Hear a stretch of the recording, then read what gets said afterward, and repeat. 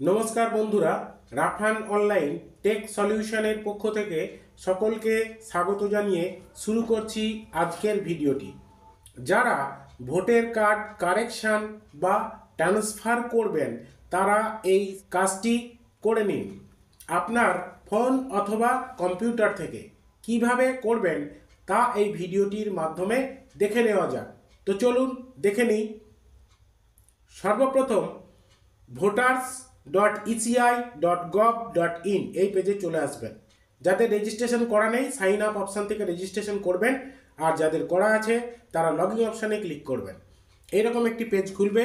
এখানে registered mobile number চাইছে, এখানে রেজিস্টার্ড মোবাইল নাম্বারটা বসিয়ে দেবেন। নেক্সট এন্টার পাসওয়ার্ড, এই ঘরে যে পাসওয়ার্ডটি আপনারা তৈরি করেছেন সেই পাসওয়ার্ডটি বসিয়ে দেবেন। পাসওয়ার্ডটি দেবার পর নিচেই এন্টার ক্যাপচা, এই ঘরে উপরে যে ক্যাপচাটি দেওয়া রয়েছে ক্যাপচাটি বসিয়ে দেবেন। ক্যাপচাটি দেওয়ার পর রিকোয়েস্ট ওটিপি এই অপশানে ক্লিক করবেন। মোবাইল নাম্বারে একটা ওটিপি গেছে, ওটিপিটি আমি এখানে বসিয়ে দিচ্ছি। ভেরিফাই অ্যান্ড লগ ইন এই অপশানে ক্লিক করছি। এই অপশানে ক্লিক করলে এরকম একটি পেজ খুলে গেছে। লগ ইনের মধ্যে চলে এসেছি। কারেকশান বা ট্রান্সফারের জন্য 8 নম্বর ফর্ম, এখানে এই 8 নম্বর ফর্ম এই অপশানটিকে বেছে নিচ্ছি। অ্যাপ্লিকেশন ফর আদার্স এই অপশানটিকে বেছে নিচ্ছি। এখানে এপিক নাম্বার দিয়ে দিচ্ছি। এপিক নাম্বার দেওয়ার পর সাবমিট করছি। আবেদনকারীর তথ্য এখানে দেখাচ্ছে, যদি সঠিক হয় সেক্ষেত্রে ওকে এই অপশানে ক্লিক করব। এরপর প্রথম অপশান শিফটিং অফ রেসিডেন্স, এটাকে সিলেক্ট করছি। যদি বিধানসভা ক্ষেত্রের মধ্যে হয় তাহলে এই অপশানটিকে বেছে নেব, যদি বিধানসভা ক্ষেত্রের বাইরে হয় তাহলে আউটসাইড অপশানটিকে বেছে নেব। প্রথম অপশানটিকে বেছে নিয়ে ওকে করছি। ওকে করার পর এইরকম একটি পেজ আসছে। নেক্সট অপশানে ক্লিক করছি। প্রথমে আধার নাম্বার অপশানটিকে বেছে নিচ্ছি। এখানে এন্টার আধার নাম্বার, আবেদনকারীর যে আধার নাম্বার রয়েছে সেই আধার নাম্বারটি এখানে বসিয়ে দিচ্ছি। আধার নাম্বারটি দেওয়ার পর মোবাইল নাম্বার, এখানে সেলফ অপশানটিকে সিলেক্ট করে এখানে আবেদনকারীর যে মোবাইল নাম্বার আছে আমি আবেদনকারীর মোবাইল নাম্বারটি এখানে বসিয়ে দিচ্ছি। মোবাইল নাম্বার দেওয়ার পর নিচেই ইমেল আইডি, এটি অপশনাল, আপনারা চাইলে দিতে পারেন। এরপর আমি নেক্সট অপশানে ক্লিক করছি। নেক্সট অপশানে ক্লিক করলে এরকম একটি পেজ আসছে। প্রথমে দেখুন হাউস বিল্ডিং অ্যাপার্টমেন্ট নাম্বার, এখানে হাউস নাম্বার দিয়ে দেবেন।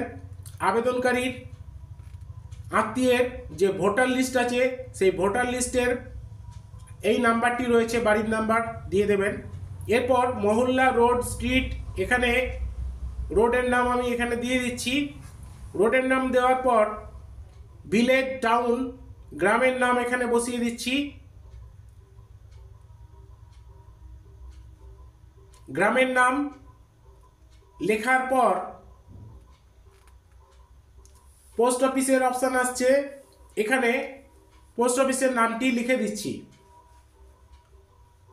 পোস্ট অফিসের দেওয়ার পর পিনকোড, পিনকোডের ঘরে পিন নাম্বারটি বসিয়ে দিচ্ছি। পিন নাম্বার দেওয়ার পর তহসিল, তালুকা, মণ্ডল, এখানে ব্লক অফিসের অর্থাৎ বিডিও অফিসের নাম লিখে দিচ্ছি। ড্রপ ডাউন থেকে ডিস্ট্রিক্ট, এখান থেকে আমি ডিস্ট্রিক্টটাকে সিলেক্ট করে নিচ্ছি। ডিস্ট্রিক্টটি সিলেক্ট করার পরে নিচের দিকে চলে আসবেন। ডকুমেন্ট নেম, যে ডকুমেন্টটা আপনি দিয়ে করছেন, এটি আমি আধারটিকে সিলেক্ট করেছি এবং এই ডকুমেন্টটির সাইজটি হবে 2 MB, জেপিজে, পিডিএফ, পিএনজি এই সমস্ত ফরম্যাটে হবে। আমি এটিকে স্ক্যান করে রেখেছি নির্দিষ্ট মাপ অনুযায়ী, আপলোড করে নেক্সট করছি। এখানে প্লেস, গ্রামের নামটা বসিয়ে দেবেন এবং বাম দিকে আপনারা দেখতে পাচ্ছেন ডেটটিও দেখাচ্ছে। নেক্সট অপশানে ক্লিক করছি। এন্টার ক্যাপচা, এখানে উপরে যে ক্যাপচাটি রয়েছে আমি ক্যাপচাটি এখানে বসিয়ে দিচ্ছি। ক্যাপচাটি দেওয়ার পর প্রিভিউ অ্যান্ড সাবমিট অপশানে ক্লিক করছি। দেখুন 8 নম্বর ফর্মটা এখানে দেখাচ্ছে যেটি ফিল আপ করা হলো। সাবমিট অপশানে ক্লিক করছি। এখানে কনফার্ম করতে বলছে, সাবমিট করে দিয়েছি। এখানে দেখুন অ্যাকনোলেজমেন্ট নাম্বারটি দেখাচ্ছে, আপনারা এটা সেভ করে নিতে পারেন। ডাউনলোড অ্যাকনলেজমেন্ট অপশান থেকে আপনারা অ্যাকনলেজমেন্ট স্লিপটিকে ডাউনলোড করে প্রিন্ট আউট করে নেবেন, অথবা পিডিএফ আকারে সেভও করে রাখতে পারেন।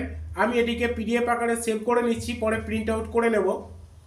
তো বন্ধুরা, আজকের ভিডিওটি এই পর্যন্ত। যদি আমার এই ভিডিওটি ভালো লাগে তাহলে আমার চ্যানেলটিকে সাবস্ক্রাইব করুন, লাইক করুন, শেয়ার করুন, যাতে পরবর্তীতে আরও নতুন নতুন ভিডিও আপনাদের সুবিধার্থে আপলোড করতে পারি।